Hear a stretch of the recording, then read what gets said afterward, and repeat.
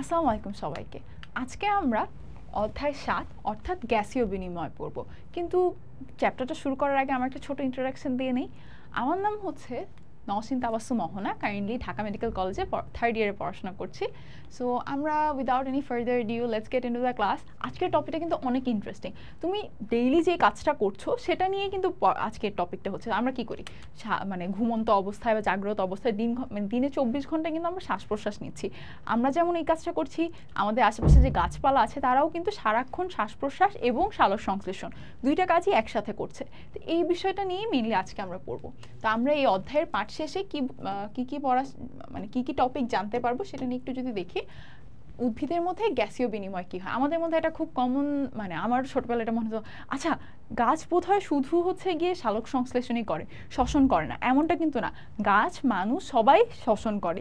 Extra হিসেবে সবুজ উদ্ভিদ যেগুলো আছে, সব গাছ না, ধরো কোনো একটা গাছের কোনো একটা অংশ হয়তো নীল বা গোলাপি, যেমন হচ্ছে যে পেটালস বা পাপড়ি থাকে সেটা কিন্তু কালারফুল থাকে, সেখানে কিন্তু শ্বসন হলেও সালোক সংশ্লেষণ হয় না। কেন সালোক সংশ্লেষণ হচ্ছে না? কারণ সালোক সংশ্লেষণ কেবলমাত্র ক্লোরোপ্লাস্ট যুক্ত কোষে হয়। এখন এই সব কিছু নিয়ে আমরা ইন ডিটেলস ভিতরে গিয়ে জানবো। এই উদ্ভিদের গ্যাসীয় বিনিময়ের পাশাপাশি আমরা আরও মানুষের শ্বসনতন্ত্রের প্রধান অংশগুলো, তুমি যে শ্বাস প্রশ্বাস গ্রহণ করছো, এই যে তুমি নাক দিয়ে বাতাস ঢুকছে, সেটা কিভাবে কোন রাস্তার মাধ্যমে তোমার লাংসে গিয়ে অবশেষে যাচ্ছে এবং কোন কোন পার্টস আছে সেগুলো নিয়ে জানবো। ফুসফুসের গঠন এবং কাজ সম্পর্কে জানবো। আমরা তো ফুসফুস নিয়ে জানি যে ফুসফুসে হচ্ছে কি গ্যাসীয় এক্সচেঞ্জ হয়, কিন্তু ফুসফুসের গঠন একটু ইন্ট্রোস্পেক্টলি আমরা ভিতরে একটু ডিটেলসে জানবো। এবং আমাদের যে শ্বাস প্রশ্বাস প্রক্রিয়া এবং গ্যাসীয় বিনিময় ফুসফুসের লেভেলে গিয়ে কিভাবে হয়, যে অ্যালভিওলারের মধ্যে হচ্ছে গিয়ে বাতাসটা আসে, অক্সিজেনযুক্ত বায়ু আসে, এবং অ্যালভিওলারের পাশে হচ্ছে গিয়ে কৈশিক নালিকা থাকে। ওই কৈশিক নালিকার মধ্যে কি থাকে? কৈশিক নালিকার মধ্যে কার্বন ডাইঅক্সাইড যুক্ত। আমরা যদি একটু ধরো এটা হচ্ছে তোমার অ্যালভিওলাই, ঠিক আছে, অ্যালভিওলারের ঠিক পাশেই হচ্ছে গিয়ে তোমার কৈশিক জালিকা থাকে। এই কৈশিক জালিকার মধ্যে কি থাকে? কৈশিক জালিকার মধ্যে কার্বন ডাইঅক্সাইড যুক্ত রক্ত থাকে। আর এই অ্যালভিওলারের মাধ্যমে এই যে আমরা যে লাংসের বিভিন্ন বা শ্বসন তন্ত্রের বিভিন্ন অংশ সম্পর্কে জানতে পারবো, সেই বিভিন্ন অংশের মাধ্যমে অবশেষে এখানে অক্সিজেনযুক্ত বা বাতাস আসবে, অক্সিজেনযুক্ত বাতাস আসবে। এখন যেহেতু এখানে অক্সিজেন বেশি, এখানে অক্সিজেন কম, এবং এখানে কার্বন ডাইঅক্সাইড কম, এখানে কার্বন ডাইঅক্সাইড বেশি, ব্যাপন প্রক্রিয়া। ব্যাপনের ইংলিশটা কি তোমরা জানো? তোমরা এই ভিডিওর নিচে ব্যাপনের ইংলিশটা সুন্দর করে কমেন্ট করে দাও, কারণ অনেক সময় কিন্তু আমরা এমসিকিউ যখন দেখি তখন ওই ইংলিশ টার্মটা সহ আসে। যেমন প্রস্বেদনের ক্ষেত্রে কি আসবে? ট্রান্সপিরেশন। সো এরকম ইংলিশ টার্মটা জানা লাগে। তো তোমাদের কাজ হবে, আমি ভিডিও লাস্টে বলে দিব ইংলিশটা কি, কিন্তু তোমাদের কাজ হবে এখনই ভিডিওটা দেখতে দেখতে সাথে সাথে কমেন্ট করে দাও। আচ্ছা, এবার হচ্ছে গিয়ে ব্যাপন প্রক্রিয়ার মাধ্যমে কি হচ্ছে? অক্সিজেনটা ব্লাডে চলে আসছে এবং কার্বন ডাইঅক্সাইডটা চলে যাচ্ছে। তো এই প্রসেসটাই আমরা ইন ডিটেলস ভিতরে গিয়ে জানবো। এছাড়া আমাদের যে বিভিন্ন রোগ হয়, শ্বসনতন্ত্রের রেসপিরেটরি বিভিন্ন রোগ হয়, সেই রোগগুলো নিয়ে জানবো। তোমাদের কারো যদি হচ্ছে, যেমন আমার হচ্ছে ক্লাস 8 থেকে আই ওয়াজ লাইক ডিসাইডেড যে ইনশাল্লাহ আমি মেডিকেলে যাব, কিন্তু তাও হচ্ছে গিয়ে আমার কলেজে যাওয়ার পর I switched career paths and I wanted to be an engineer, but then I ended up on the medical side because fate had it. So এখন তোমাদের যাদের ইচ্ছা যে মেডিকেলে পড়ার, তাদের জন্য কিন্তু এই চ্যাপ্টারটা আরও বেশি ইম্পর্টেন্ট, কারণ হচ্ছে এই সেম টপিকটা সম্পর্কেই তোমরা কিন্তু মেডিকেলে উঠেও পড়াশোনা করবে। এবং এটা একটা অনেকটা বাড়ি বা বিল্ডিং বানানোর সময় অনেক সময় হচ্ছে যে ফাউন্ডেশন দেন, অনেক সময় না, সবসময় ফাউন্ডেশন দিতে হয়। সো এটা হচ্ছে তোমার ওই ফাউন্ডেশনটা আর কি। আচ্ছা, এখন উদ্ভিদের গ্যাসীয় বিনিময়ের ক্ষেত্রে আমরা কি জানি? আমরা জানি যে উদ্ভিদের জীবনে সালোক সংশ্লেষণ অর্থাৎ ফটোসিনথেসিস এবং শ্বসন এবং রেসপিরেশন, এই দুইটার আমরা যখনই কোনো সায়েন্টিফিক টার্ম পড়বো, আমাদের কাজ হবে বাংলার পাশাপাশি ইংলিশ টার্মটাও শেখা। তাহলে কি হবে? অনেক সময় কোয়েশ্চেনে কি হয়, বাংলা টার্মটার জায়গায় ইংলিশ টার্মটাও আসে, এবং পরবর্তীতে আমাদের হায়ার স্টাডিজের বেশিরভাগ বইই কিন্তু হচ্ছে ইংলিশে থাকে। সো তোমাদের কাজ হবে যে সায়েন্টিফিক টার্মগুলো অ্যাটলিস্ট ব্র্যাকেটে যেটা দেয়া থাকে বা না থাকলেও নিজে একটু সার্চ আপ করে পড়ে নেয়। তো উদ্ভিদের ক্ষেত্রে কোন দুইটা গ্যাসিয়াস এক্সচেঞ্জ হচ্ছে, এই চ্যাপ্টারটার নামই গ্যাসীয় বিনিময়, অর্থাৎ জীবের ক্ষেত্রে কি ধরনের গ্যাসীয় বিনিময় হচ্ছে। এক্ষেত্রে উদ্ভিদের জীবনে আমরা দেখব সালোক সংশ্লেষণ এবং শ্বসন। এই দুইটা হচ্ছে অত্যন্ত গুরুত্বপূর্ণ দুইটা শারীরবৃত্তীয় ফিজিওলজিক, তার শরীরের নর্মাল যে নিয়মগুলো আছে বা নর্মাল ফাংশনগুলো আছে ওগুলো ঠিকমতো চলে যাওয়ার জন্য যে প্রসেসগুলো হওয়া লাগে সেটাকে আমরা শারীরবৃত্তীয় প্রক্রিয়া বলছি। তো এখানে শারীরবৃত্তীয় প্রক্রিয়ার মধ্যে এই দুইটা খুবই ইম্পর্টেন্ট। এখানে কি হচ্ছে, একটা রাসায়নিক বিক্রিয়ার মাধ্যমে উদ্ভিদের সালোক সংশ্লেষণ প্রক্রিয়ার মাধ্যমে মূলত কি হয়, সালোক সংশ্লেষণ প্রক্রিয়ার মাধ্যমে উদ্ভিদ কার্বন ডাইঅক্সাইড ইউজ করে, কার্বন ডাইঅক্সাইড ইউজ করে অক্সিজেন উৎপন্ন করছে। এই জিনিসটাই বলা আছে যে রাসায়নিক প্রক্রিয়ার মাধ্যমে উদ্ভিদ সালোক সংশ্লেষণ প্রক্রিয়ায় বায়ু থেকে কার্বন ডাইঅক্সাইড গ্রহণ করে এবং অক্সিজেন ত্যাগ করে। এটা যদি একটা গাছ হয়, আমরা এভাবে গাছ আঁকতাম না ছোটবেলায়, এই গাছ হয়, গাছ কি করছে, বাহির থেকে কার্বন ডাইঅক্সাইড যুক্ত বাতাস নিচ্ছে এবং অক্সিজেন ত্যাগ করে দিচ্ছে। এই অক্সিজেনটা কিন্তু সালোক সংশ্লেষণের একটা উপজাত, এই জিনিসটা মাথায় একটা বাই প্রোডাক্ট। এখন অন্যদিকে শ্বসন প্রক্রিয়ার ক্ষেত্রে সে কি করছে, শ্বসন প্রক্রিয়ার ক্ষেত্রে সে অক্সিজেনযুক্ত বাতাস গ্রহণ করছে এবং কার্বন ডাইঅক্সাইড ত্যাগ করে দিচ্ছে। এই যে জিনিসটা যদি দেখো যে এখানে গাছ কি করছে, সালোক সংশ্লেষণের সময় সে অক্সিজেন ত্যাগ করছে, আর শ্বসনের সময় সে কি করছে, শ্বসনের সময় সে কার্বন ডাইঅক্সাইড ত্যাগ করছে। এই জিনিসটা দুইটা কিন্তু পাশাপাশি সাইমালটেনিয়াসলি চলতে থাকে। তো এখানে যে জিনিসটা হয় যে উদ্ভিদ প্রাণীর মতো শ্বাস নেওয়ার জন্য, আমাদের শ্বাস নেওয়ার জন্য নাকের মাধ্যমে বাতাসটা যায় এবং লাংস আছে, মেইনলি শ্বসন অঙ্গ, প্রধান যে শ্বসন অঙ্গ ফুসফুস থাকে বা লাংস থাকে। উদ্ভিদের শ্বাস নেওয়ার জন্য বিশেষ কোনো অঙ্গ নেই, তবে পাতায় স্টমাটা, কি স্টমাটা, পত্ররন্ধ্র, স্টমাটার বাংলা হচ্ছে পত্ররন্ধ্র, পাতার মধ্যে যে রন্ধ্র বা ছিদ্র থাকে, পত্র মানে পাতা, রন্ধ্র মানে ছিদ্র, পত্ররন্ধ্র। এখন হচ্ছে স্টমাটায় এবং কাণ্ডের, পরিণত কাণ্ডের, এই জিনিসটা মাথায় রাখবে, লেন্টিসেল কিন্তু সব কাণ্ডে থাকে না, লেন্টিসেল পরিণত যেই কাণ্ডের যে অংশটা বা কোনো একটা গাছের কাণ্ড যদি পরিপূর্ণ বৃদ্ধি সম্পন্ন হয়ে গিয়ে থাকে সেই ক্ষেত্রে ওই কাণ্ডে আমরা লেন্টিসেল দেখতে পাবো। পরিণত কাণ্ডের বাকলে দেখবে লেন্টিসেল পাওয়া যায়, যে অনেক সময় দেখা যায় গাছ যখন অনেক বড় বড় গাছ বা পুরনো গাছ দেখবে বাকল ফেটে টাইপের গেছে, সো ওখানে ওই ছিদ্রটা থাকে, ওটাকে আমরা লেন্টিসেল বলছি। লেন্টিসেলের মাধ্যমে কি করছে, লেন্টিসেলের মাধ্যমে অক্সিজেন, কার্বন ডাইঅক্সাইড এবং অন্যান্য যে গ্যাসীয় বিনিময় থাকে সেটা সম্পন্ন করে। দিনের বেলা একটা জিনিস কিন্তু খুবই ইম্পর্টেন্ট, এটা মনে রাখা প্রয়োজন, সালোক সংশ্লেষণ যেটা আছে এই সালোক সংশ্লেষণটা কিন্তু দিনের বেলা আলোর উপস্থিতি হয়। সালোক সংশ্লেষণে একটু তোমাদেরকে একটা সাইড ইনফো দেই, সালোক সংশ্লেষণের দুইটা প্রসেস থাকে, একটা আলোক নির্ভর পর্যায়, একটা আলোক ইন্ডিপেন্ডেন্ট মানে লাইট ইন্ডিপেন্ডেন্ট বা অন্ধকার পর্যায়। এই যে লাইট ইন্ডিপেন্ডেন্ট পর্যায় সেটা হচ্ছে রাতে হতে পারলেও ইউজুয়ালি ওটা হয় না, অন্যান্য ফ্যাক্টরস থাকে, কিন্তু মেইনলি সালোক সংশ্লেষণ দিনের আলোর উপস্থিতিতে হয়, সূর্যের আলোর উপস্থিতিতে হয়। কিন্তু শ্বসন যেটা আছে উদ্ভিদের ক্ষেত্রে, শ্বসন কিন্তু সারাক্ষণই থাকে, সারাক্ষণই চলতে থাকে। অর্থাৎ এই যে সালোক সংশ্লেষণ প্রক্রিয়াটা, এটার জন্য যেহেতু সূর্যের আলোর উপস্থিতি প্রয়োজন হয়, এই কারণে যেহেতু সূর্যের আলোর উপস্থিতি প্রয়োজন হচ্ছে, সূর্যের আলো কখন থাকে, দিনের বেলা থাকে, তাই সালোক সংশ্লেষণ দিনের বেলা, কেবলমাত্র দিনের বেলা হয়। তার মধ্যে একটা একটা এক্সেপশন আছে, সেটা নিয়ে আমরা পরে কথা বলছি। আর হচ্ছে গিয়ে শ্বসন কিন্তু দিনরাত সারাক্ষণই হচ্ছে। পাথরকুচি উদ্ভিদের ক্ষেত্রে হচ্ছে কি সালোক সংশ্লেষণ রাতেই হয়, এটা জাস্ট একটা সাইড ইনফো হিসেবে মাথায় না রাখলে হবে, just a little side fun info. আমরা কেমিস্ট্রিতে পড়ি না যে সবসময় একটা এক্সেপশন থাকে, পাথরকুচি ইজ দ্যাট এক্সেপশন। আচ্ছা, তারপর হচ্ছে কি উদ্ভিদের এই জিনিস যেটা হচ্ছে যে শ্বসন প্রক্রিয়ায় উৎপাদিত যে কার্বন ডাইঅক্সাইড, শ্বসনের সময় তো কার্বন ডাইঅক্সাইড উৎপন্নই হচ্ছে, এই উৎপাদিত কার্বন ডাইঅক্সাইডের কিছু অংশ সালোক সংশ্লেষণে ব্যবহৃত হয়। তাই আদান প্রদানকৃত অক্সিজেন এবং কার্বন ডাইঅক্সাইডের একটা পরিমাণ প্রায় সমান হয়ে যায়, কারণ সে যখন শ্বসনের মাধ্যমে কার্বন ডাইঅক্সাইড উৎপন্ন করছে সেই কার্বন ডাইঅক্সাইডটাই সে সূর্যের আলোর উপস্থিতিতে সালোক সংশ্লেষণ প্রক্রিয়ায় ব্যবহার করছে।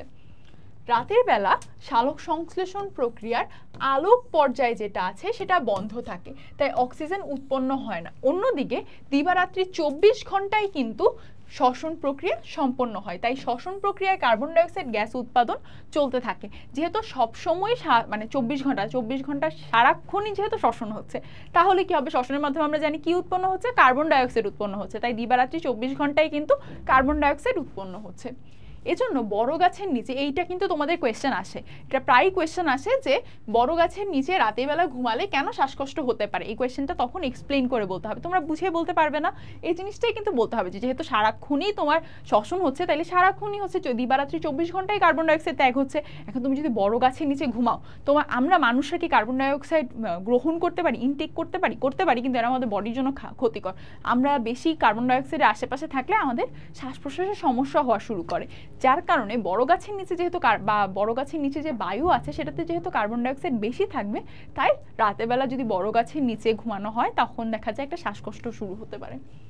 তো হচ্ছে উদ্ভিদ তার পরিবেশ থেকে প্রয়োজনীয় গ্যাস সংগ্রহ করে এবং উদ্ভিদের পাতার যেরকম বাতাস থেকে অক্সিজেন এবং কার্বন ডাইঅক্সাইড সংগ্রহ করে। মূল কি করে, মূল হচ্ছে মাটি থেকে পানি শোষণ করে। মূল হচ্ছে গিয়ে মাটিতে পানি থাকে না, ওই যে বলে না মাটিতে পানি কমে গেছে, বা খরার সময় কিন্তু মাটিতে পানি কম থাকে বা একদম থাকেই না, কিন্তু আবার অনেক সময় দেখবে যখন ঝড় বৃষ্টি হচ্ছে মাটি কাদা কাদা হয়ে গেছে তখন কিন্তু মাটিতে অনেক পানি থাকে। সো উদ্ভিদের মূল কি করে, মূল হচ্ছে মাটি থেকে পানি শোষণ করে। এই কারণে কিন্তু আমরা গাছের মধ্যে পানি দিই না। গাছের যাদের বাসায় টব বা চারা গাছ আছে তারা কি সব বিকাল করে বা টাইম ওয়াইজ হচ্ছে গিয়ে গাছের মধ্যে পানি দেই না। কেন দিচ্ছি, কারণ এই যে মূল আছে, মূল কিন্তু মাটি থেকে পানি শোষণ করে এবং শোষিত সেই পানির সাথে কার্বন ডাইঅক্সাইডের বিক্রিয়ার ফলে অক্সিজেন গ্যাস উৎপন্ন হয়। এই যে সালোক সংশ্লেষণ হয়, আমরা যে এতদিন ধরে যে বিক্রিয়া বিভিন্ন রিয়াকশনস পড়ে এসেছি, আমরা কি জানি একটা রিয়াক্টেন্ট থাকে, একটা প্রোডাক্ট থাকে। ঠিক তেমনি এখানে এই সালোক সংশ্লেষণ যেহেতু একটা রাসায়নিক প্রক্রিয়া, একটা জৈব রাসায়নিক প্রক্রিয়া, এটারও বিক্রিয়ক থাকবে, উৎপাদ থাকবে। এটার বিক্রিয়ক কি, এটার বিক্রিয়কের মধ্যে আছে আমাদের কার্বন ডাইঅক্সাইড, পানি এবং সূর্যালোক, সূর্যের আলোর উপস্থিতি প্রয়োজন হয়। এবং উৎপাদ হিসেবে আমরা কি পাবো, উৎপাদ হিসেবে আমরা অক্সিজেন পাবো। এই জিনিসটাই বলেছে যে পানি কেন লাগছে। মূল কি করছে, মূল হচ্ছে গিয়ে মাটি থেকে পানি শোষণ করছে এবং উদ্ভিদ নিজে শ্বসনের মাধ্যমে যে কার্বন ডাইঅক্সাইড ত্যাগ করে, বাতাসে যে কার্বন ডাইঅক্সাইড আছে, এই কার্বন ডাইঅক্সাইড এবং হচ্ছে গিয়ে পানি মিলিয়ে সূর্যালোকের উপস্থিতিতে সালোক সংশ্লেষণ সম্পন্ন করে। এবং এই সালোক সংশ্লেষণ প্রক্রিয়ার কারণে কি উৎপন্ন হয় বলো, কমেন্টে লিখে দাও। ততক্ষণ আমি 2 সেকেন্ড পজ দিলাম, তোমরা ভিডিওটা পজ করে লিখে দিও। এখানে কিন্তু সালোক সংশ্লেষণের মাধ্যমে অক্সিজেন উৎপন্ন হচ্ছে। ওই যে আমরা এরকম বিভিন্ন গ্লোবাল ওয়ার্মিং অ্যাওয়ারনেস পোস্টে দেখি না যে save tree save the earth বা save tree save the planet. কেন, কারণ উদ্ভিদ যে আছে, উদ্ভিদ কিন্তু বাতাসে অক্সিজেন ত্যাগ করে এবং আমরা কিন্তু মানুষ হিসেবে অক্সিজেনটাই সারাক্ষণ, তুমি যে শ্বাস প্রশ্বাস বন্ধ করে তুমি কি বেঁচে থাকতে পারবে, বা কোনো মানুষ কি বেঁচে থাকতে পারবে? এই জন্যই বলা হয় যে save tree save the planet বা সেভ আর্থ, এই টাইপের জিনিসগুলো। এটা দিয়ে কিন্তু তোমাদের মনে থাকবে যে শ্বসন প্রক্রিয়ায় এটা কি কখনো প্যাচ লাগবে যে শ্বসনের সময় কোনটা গ্রহণ করছে কোনটা ত্যাগ করছে এবং সালোক সংশ্লেষণের সময় কি উৎপন্ন হচ্ছে। আই হোপ আর কোনো প্রবলেম হবে না। আচ্ছা, এবার মানব শ্বসন। তো এতক্ষণ আমরা গাছপালা নিয়ে কথা বললাম এবং এখন তোমাকে নিয়ে কথা বলবো। তুমি তো একটা মানুষ, আমিও একটা মানুষ, আমরা কিভাবে শ্বাস প্রশ্বাস প্রক্রিয়াটা সম্পন্ন করছি সেটা নিয়ে আমরা কথা বলবো। অক্সিজেন জীবন ধারণের, এই জিনিসটাই তো মাত্র বললাম যে অক্সিজেন জীবন ধারণের জন্য একটা অপরিহার্য উপাদান। কোনো প্রাণী, শুধু মানুষ না, কোনো প্রাণী কিন্তু অক্সিজেন ছাড়া বেঁচে থাকতে পারবে না। মানব দেহে বাতাসের সাথে অক্সিজেন ফুসফুসে প্রবেশ করে। কিসের সাথে? বাতাসের সাথে অক্সিজেন কোথায় প্রবেশ করছে? ফুসফুসে প্রবেশ করছে। এটা হচ্ছে আমাদের শ্বসনতন্ত্র। ধরো এরকম এসে এখান দিয়ে ট্রাকিয়া থাকে, ট্রাকিয়া এসে 2 ভাগে ভাগ হয়, দেন ব্রঙ্কাই হয়ে, আমার আঁকাটা উল্টা হচ্ছে কারণ অনেক উঁচুতে হয়ে গিয়েছে, এরকম অনেকটা, আমি তো একটু সুন্দর করে আঁকি, আমার যেটা অনেক উঁচুতে। সো আমরা হচ্ছে এরকম, অনেকটা এরকম, জাস্ট একটা ডেমো পিকচার আর কি। সো এই ফুসফুসে প্রবেশ করে এবং রক্তের মাধ্যমে দেহের সব অঙ্গে পৌঁছায়। তাহলে কোয়েশ্চেন আসতে পারে কিসের মাধ্যমে তোমার দেহের সব কোষে পৌঁছাচ্ছে? রক্তের মাধ্যমে তোমার দেহের সব কোষে পৌঁছাচ্ছে। এই রক্তের মাধ্যমে কিন্তু তুমি যে খাদ্য গ্রহণ করছো, খাদ্যসারও দেহের প্রতিটা কোষে পৌঁছাচ্ছে। এখন দেহকোষে পরিপাক হওয়া খাদ্যের সাথে অক্সিজেনের বিক্রিয়া হয়। এই খাদ্যের সাথে অক্সিজেনের বিক্রিয়ার ফলে কি হচ্ছে? তাপ এবং শক্তি। তুমি যে এনার্জি পাও, আমরা খাবার দাবার খাওয়ার পর একটু এনার্জাইজড ফিল করি না? কেন এনার্জাইজড ফিল করি? যখন তুমি খাবারটা খাচ্ছ, খাবারটা তোমার স্টমাকে যাচ্ছে, তারপর ওখানে কি হচ্ছে? কোষের ভিতরে খাদ্যসার এবং অক্সিজেন, এই দুইটা বিক্রিয়ার ফলে তাপ এবং শক্তি উৎপন্ন হচ্ছে, যেটা তুমি তোমার বিভিন্ন কাজের করার সময় হচ্ছে এই রাসায়নিক শক্তিটা যান্ত্রিক শক্তিতে রূপান্তরিত হয়ে যাচ্ছে। তো এরপর কি আসছে যে অক্সিজেন এবং খাদ্য উৎপাদনের মধ্যে বিক্রিয়ার ফলে কার্বন ডাইঅক্সাইড, এই যে শক্তি উৎপন্ন হচ্ছে সেইটা, এই প্রসেসটারই একটা প্রোডাক্ট হচ্ছে কার্বন ডাইঅক্সাইড এবং পানি। এই কার্বন ডাইঅক্সাইড কি হচ্ছে, রক্ত কি করতেছে, এই কার্বন ডাইঅক্সাইডকে আবার ফুসফুসে নিয়ে যাচ্ছে। তাহলে আমরা প্রথমে দেখলাম যে আমরা শ্বাস প্রশ্বাস মানে শ্বাস নিলাম, মানে এটা তো প্রশ্বাস বলছি, প্রশ্বাস নিলাম, প্রশ্বাসের সময় যে অক্সিজেন থাকে সেই অক্সিজেনটা আমাদের যে শ্বসনতন্ত্র আছে, শ্বসনতন্ত্রের বিভিন্ন অঙ্গের মাধ্যমে অবশেষে ফুসফুসে যাচ্ছে, ফুসফুস থেকে সেটা কি করছে আমাদের রক্তের মাধ্যমে প্রতিটা কোষে যাচ্ছে। ওই প্রতিটা কোষের মধ্যে ওই অক্সিজেন খাদ্য সারের সাথে বিক্রিয়ার মাধ্যমে কি উৎপন্ন করছে, শক্তি উৎপন্ন করছে, এবং কার্বন ডাইঅক্সাইড শক্তিটা তুমি তোমার বিভিন্ন কাজে দৈনন্দিন কাজকর্ম সম্পন্ন করার জন্য ব্যয় করছো, এবং এই কার্বন ডাইঅক্সাইড যেটা আছে এটা আবার রক্তের মাধ্যমে তোমার ফুসফুসে ব্যয় করছে, এবং পরবর্তীতে ফুসফুস থেকে নিঃশ্বাসের মাধ্যমে শ্বসনতন্ত্রের প্রতিটা স্টেপ, প্রতিটা পার্ট পার হয়ে নিঃশ্বাসের মাধ্যমে পরিবেশে চলে যাচ্ছে। এখন যেখানে অক্সিজেন শোষিত হয় এবং কার্বন ডাইঅক্সাইড ছেড়ে কি হচ্ছে যে অক্সিজেন শোষিত হচ্ছে ফুসফুসে, তাহলে আমরা দেখছি যে অক্সিজেন শোষিত হচ্ছে এবং কার্বন ডাইঅক্সাইড ছেড়ে দিচ্ছে। যে প্রক্রিয়ায় অক্সিজেন গ্রহণ, তাহলে শ্বসন বলতে আমরা মেইন কি বুঝি, শ্বসন বা শ্বাসকার্য বলতে কি বুঝি, যে প্রক্রিয়ার মাধ্যমে আমরা হচ্ছে গিয়ে অক্সিজেন গ্রহণ করি, কার্বন ডাইঅক্সাইড ত্যাগ করি। যে প্রক্রিয়ার মাধ্যমে অক্সিজেন গ্রহণ হয়, O2 ইনটেক হয়, O2 ইনটেক হয়, ইনটেক হচ্ছে এবং কার্বন ডাইঅক্সাইড বের হয়ে যাচ্ছে। আমরা যদি এটা একটা মানুষের ইমেজ চিন্তা করি, সে কি করছে, সে হচ্ছে গিয়ে কার্বন ডাইঅক্সাইড ত্যাগ করে দিচ্ছে আর অক্সিজেন গ্রহণ করছে। এটাই কিন্তু মেইনলি শ্বাস প্রশ্বাস।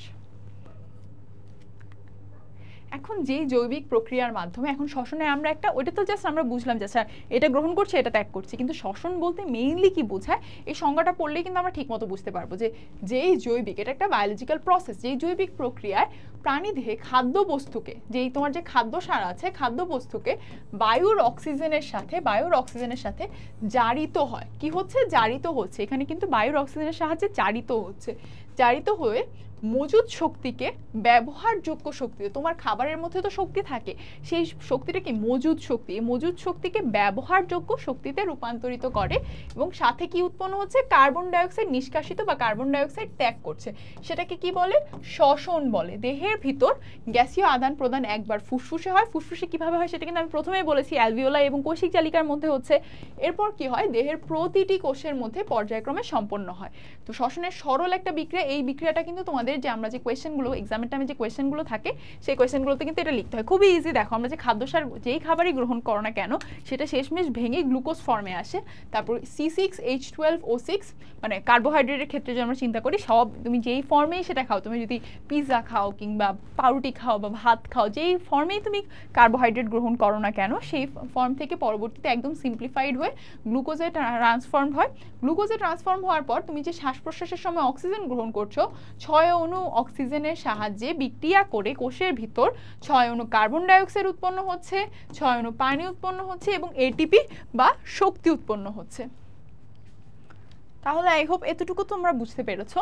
এরপর আমরা দেখি, আমরা হচ্ছে কি দেখেছি যে আমাদের শ্বাস প্রশ্বাস যদি 3-4 মিনিট আমরা কি শ্বাস প্রশ্বাস বন্ধ করে, ওই যে আমরা ডুব দিই না পানিতে সাঁতার কাটতে গেলে, বা সাঁতার কাটতে গেলে ডুব দিলে ফ্রেন্ডরা মিলে ট্রাই করি না, বা ফ্যামিলি মানে কাজিনরা মিলে ট্রাই করি না যে আচ্ছা কে কতক্ষণ ডুব দিয়ে থাকতে পারবে। আমরা ম্যাক্সিমাম 3 থেকে 4 মিনিটের বেশি দেহে অক্সিজেনের সরবরাহ যদি বন্ধ থাকে তাহলে মৃত্যু অনিবার্য। দেহ সচেতন অচেতন উভয় অবস্থায়, কেউ যদি আনকনশাসও হয়েছে, কেউ ধরো মাথা ঘুরিয়ে পড়ে গেল, তখনও কিন্তু সে শ্বাস প্রশ্বাস চালু আছে। শ্বাস প্রশ্বাস যখন বন্ধ হয়ে যাবে, আমরা যখন কেউ মারা যায় তখন কিন্তু তার দেখতে হয় যে আচ্ছা তার শ্বাস প্রশ্বাস হচ্ছে, ফার্স্ট ইনস্টিংক্ট কি থাকে, আচ্ছা তার শ্বাস প্রশ্বাস হচ্ছে কিনা, তার পালস আছে কিনা। সো এই জিনিসগুলো এটা একটা ডিটারমাইনিং ফ্যাক্টর। তো অচেতন উভয় অবস্থাতেই অবিরাম অক্সিজেন গ্রহণ এবং কার্বন ডাইঅক্সাইডের নির্গমন চলে, সাথে প্রতিনিয়ত দেহ রক্ষার নানাবিধ প্রক্রিয়াও চলতে থাকে। এই যে এটা হচ্ছে আমাদের লাংস, এখান থেকে ষড়যন্ত্র, এটা হচ্ছে ষড়যন্ত্রের ইংলিশ ফর্মটা হচ্ছে ল্যারিংস, ট্রাকিয়ার পরবর্তীতে হচ্ছে কি আসবে, পরশুকা, এটা হচ্ছে কি, আচ্ছা পরশুকা হচ্ছে রিবস হচ্ছে বাহিরে আমরা যেটা ফিল করতে, পাঁজর যেটা, তারপর হচ্ছে গিয়ে পাঁজরের হাড্ডি বলে অনেকে।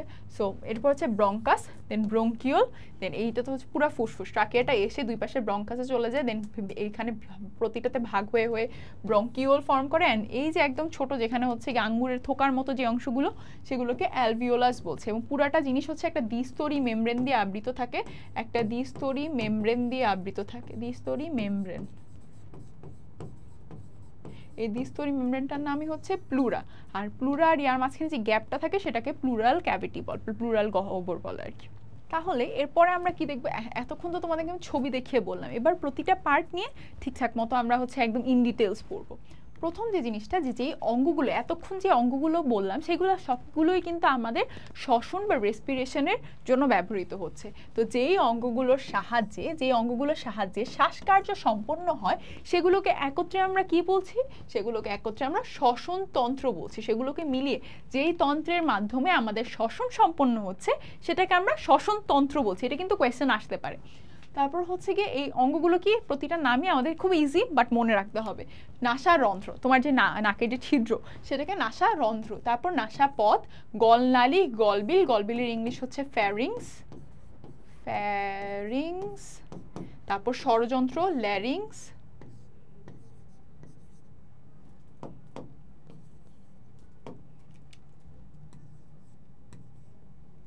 লেগে যাচ্ছে, হ্যাঁ, ল্যারিংস।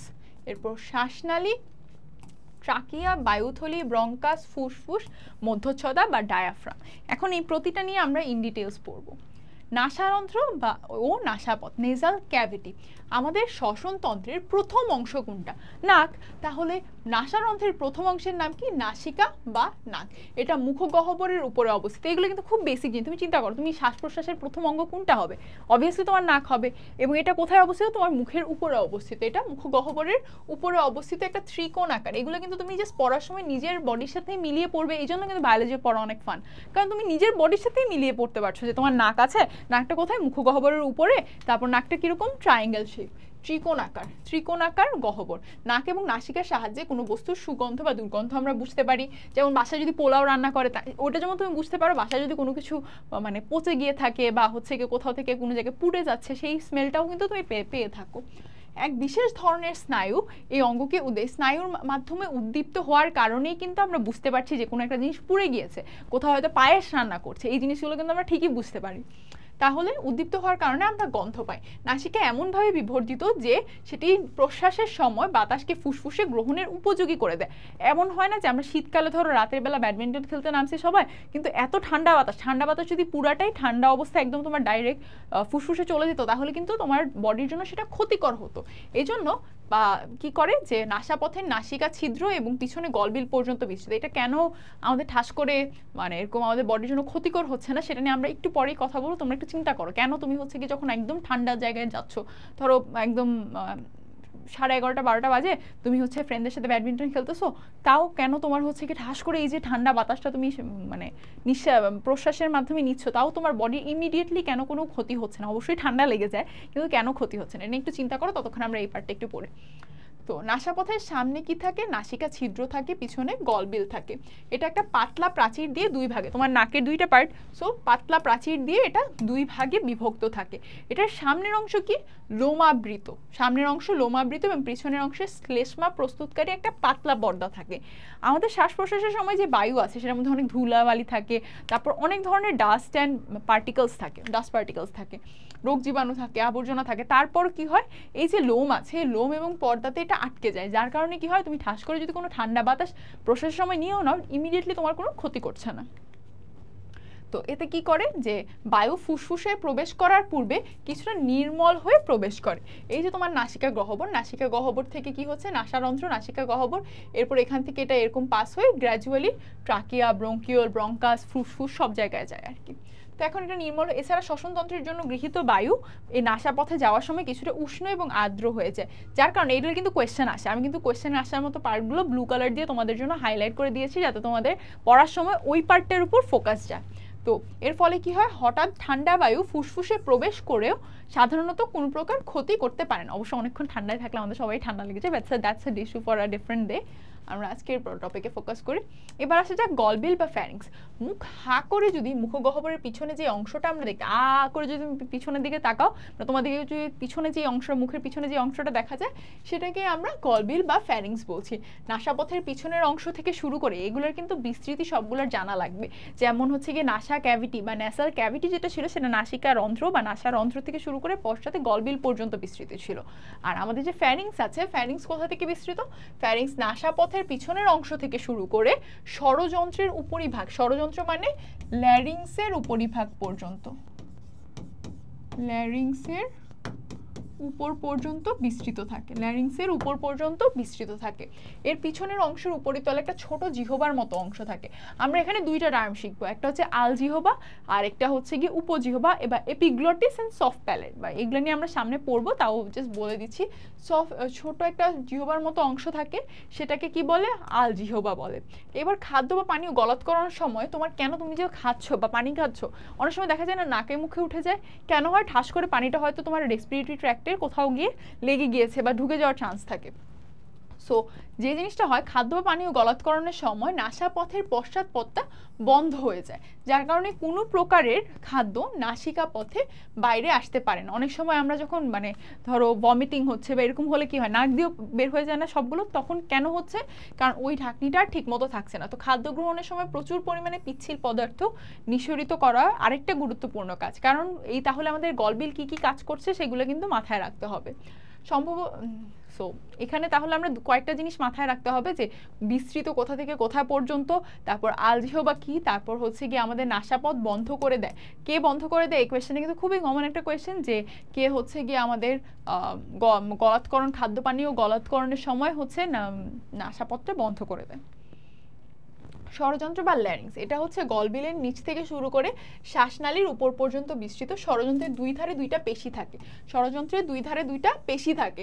এগুলোকে আমরা কি বলি? ভোকাল কর্ড বলি। এই যে আমি কথা বলছি, এটা কিসের মাধ্যমে পসিবল হচ্ছে? এই যে আমার ভোকাল কর্ডে তোমরা কথা বলার সময় এখানে হালকা করে, বেশি জোরে দিও না, ব্যথা পাবা।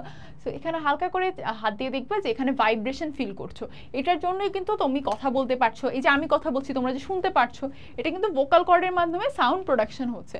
সো আমাদের যে ল্যারিংস থাকে, ল্যারিংসের মধ্যে দুইটা পেশি থাকে, দুই ধারে দুইটা পেশি থাকে, এগুলোকে ভোকাল কর্ড বলে। স্বরযন্ত্রের উপরে একটা জিহ্বা আকৃতির ঢাকনা থাকে, স্বরযন্ত্রের উপরে একটা জিহ্বা আকৃতির ঢাকনা থাকে। সেই ঢাকনাটাকে আমরা বলছি উপজিহ্বা বা এপিগ্লটিস। শ্বাস প্রশ্বাস নেওয়ার সময় এটা খোলা থাকে। তুমি যখন শ্বাস প্রশ্বাস নিচ্ছ, এই যে আমি নিচ্ছি, তখন কিন্তু এটা খোলা থাকছে, তখন এটা খোলা থাকে এবং এ পথে বাতাস ফুসফুসে যাতায়াত করে। খাবার খাওয়ার সময় কি হয়? এই ঢাকনাটা স্বরযন্ত্রের মুখ ঢেকে দেয়, যার কারণে কি হচ্ছে, যে খাদ্যদ্রব্যাদি খাদ্যনালীতে প্রবেশ করতে পারে না।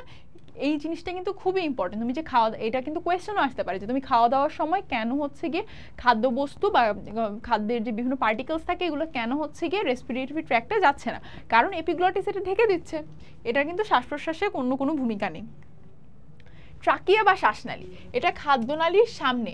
কোথায় অবস্থিত? এটা খাদ্যনালীর সামনে অবস্থিত একটা ফাঁপা নল।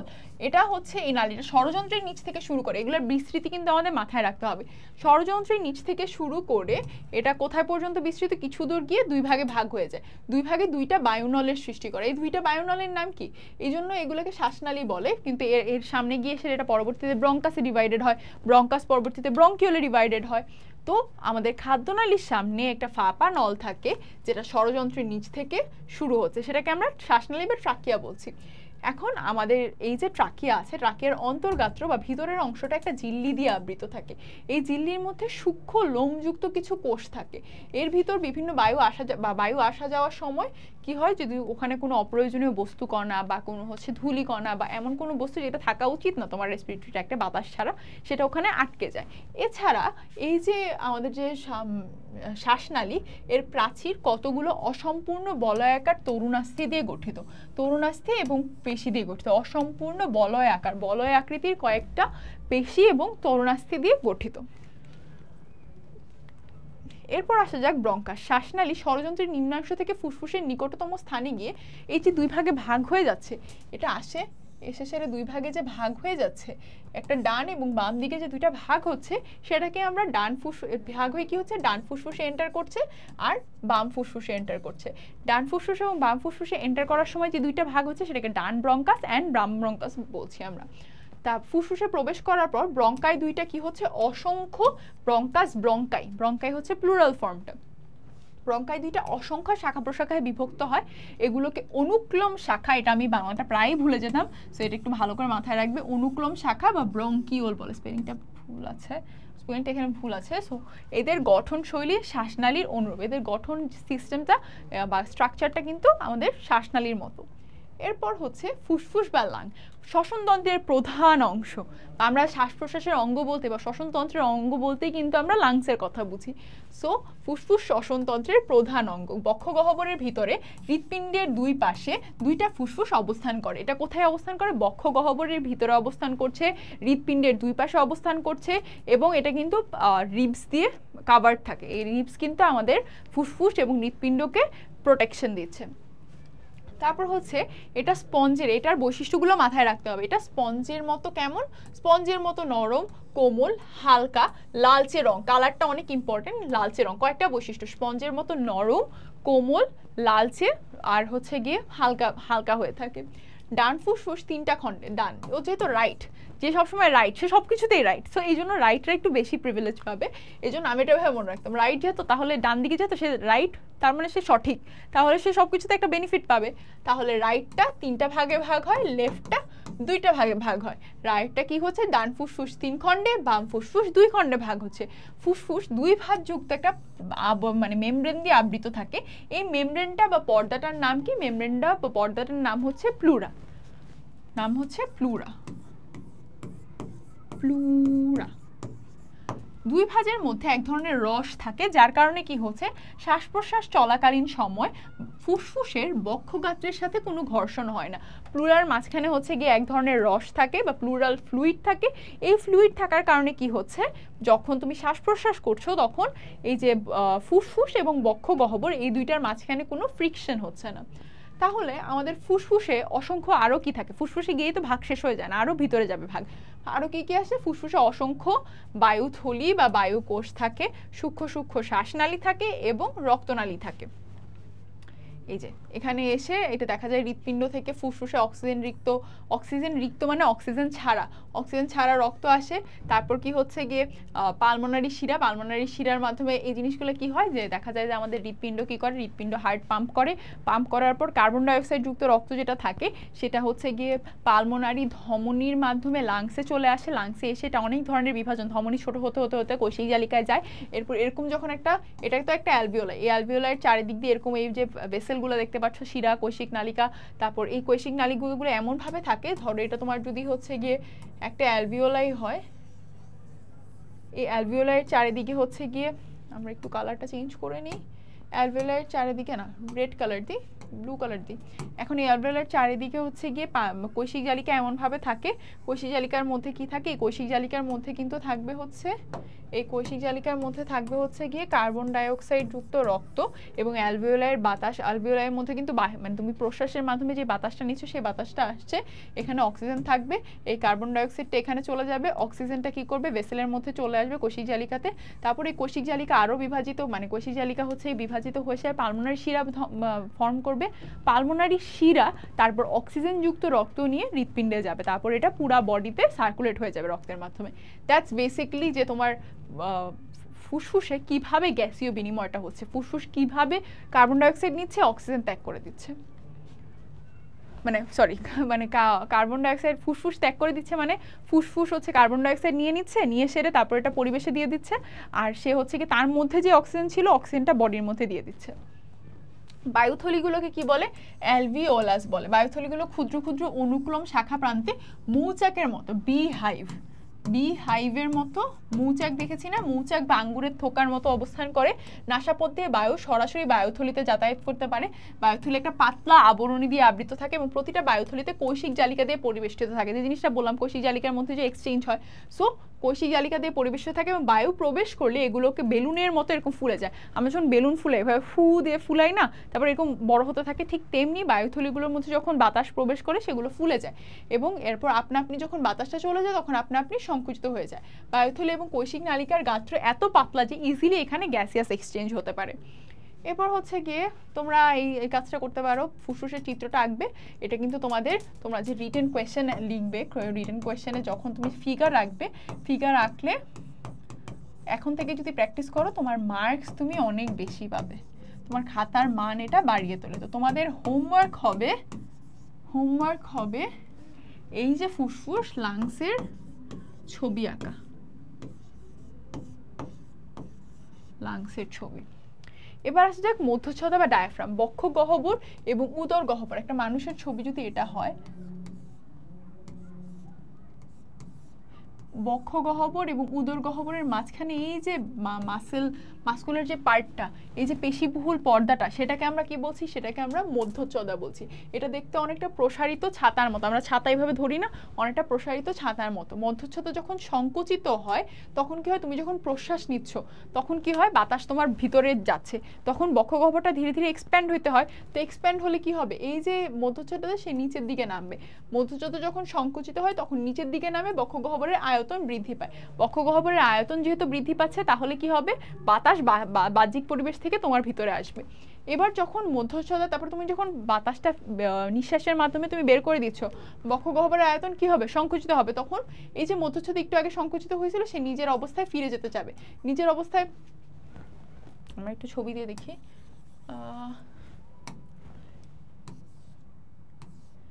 সে নিচে আসছিল, তারপর হচ্ছে গিয়ে এখানে চলে আসছে, ঠিক আছে। তারপর যখন সে আবার নিঃশ্বাসের সময় বাতাস তুমি বের করে দিচ্ছ, তখন কি করবে, সে আবার উপরের স্বাভাবিক অবস্থায় ফিরে যাবে। সে যখন তার স্বাভাবিক উপরের অবস্থায় ফিরে যাবে, তখন সে উপরের দিকে উঠবে এবং তখন সে প্রসারিত হবে। অর্থাৎ আমি উল্টা দিক থেকে বললাম, মধ্যচ্ছদা প্রসারিত হলে কি হয়, উপরের দিকে উঠে, তখন বক্ষগহ্বর তার স্বাভাবিক অবস্থায় ফিরে যায়। আচ্ছা, শ্বাস প্রশ্বাসের অঙ্গগুলো কেবল গলবিলের দিকে খোলা থাকে, অন্য সব দিকে বন্ধ থাকে। যদি অন্যদিকে বন্ধ না থাকতো তাহলে কি হতো, বাতাস তো মানে তোমার পেটের ভিতর চলে যেত, এমন হতো না। কিন্তু সেটা শুধু একদিকে খোলা থাকে, ফলে নাসাপথের ভেতর দিয়ে ফুসফুসের বায়ুথলি পর্যন্ত বাতাস নির্বিঘ্নে চলাচল করতে পারে। তোমার নাক দিয়ে বাতাসটা ঢুকে একদম তোমার ফুসফুসের অ্যালভিওলাই বা বায়ুথলি পর্যন্ত চলাচল করতে পারে। স্নায়বিক উত্তেজনা দিয়ে, স্নায়ুর একটা কাজ আছে তোমার, স্নায়বিক উত্তেজনা দিয়ে শ্বাসকার্য পরিচালিত হয়। এখানে কি হচ্ছে, স্নায়বিক উত্তেজনার কারণে পিঞ্জরাস্থি, মানে তোমার যে রিবস, তারপর স্টার্নাম, এই অস্থিগুলো, মাংসপেশি, পিঞ্জরাস্থির যে মাংসপেশি, ওখানে হচ্ছে গিয়ে রিবসের মাঝখানে মাসেল থাকে, ওগুলোকে হচ্ছে গিয়ে ইন্টারকোস্টাল মাসেল বলে। সো পিঞ্জরাস্থির মাংসপেশি এবং মধ্যচ্ছদা সংকুচিত হয়। এটা যদি মানুষটা হয়, এখানে তার রিবস থাকে, রিবসও কি হয়, রিবসের মাঝখানে যে মাসেলগুলো থাকে, এই মাসেলগুলো সংকুচিত হয়। মধ্যচ্ছদা কি হয়, মধ্যচ্ছদাও নিচের দিকে নেমে যায়। তাহলে মধ্যচ্ছদা, সব মাসেল সংকুচিত হচ্ছে। তুমি এটা ভাবে মনে রাখবা, তুমি যখন শ্বাস প্রশ্বাস নিবা তখন তোমার সব মাসেল সংকুচিত হবে। সব মাসেল সংকুচিত হলে কি হবে, মাসেলগুলো সংকুচিত হলে নিচের দিকে নামবে এবং বক্ষ গহ্বর প্রসারিত হবে। বক্ষ গহ্বর প্রসারিত হলে বক্ষ গহ্বরের আয়তন বেড়ে যাবে। আয়তন বেড়ে গেলে তোমার বডির ভিতরের বায়ুচাপ কমে যাবে। তোমার বডির ভিতরের বায়ুচাপ কমে গেলে ফুসফুসের ভেতরের চাপ বাইরের বায়ুচাপের চেয়ে কমে যাবে।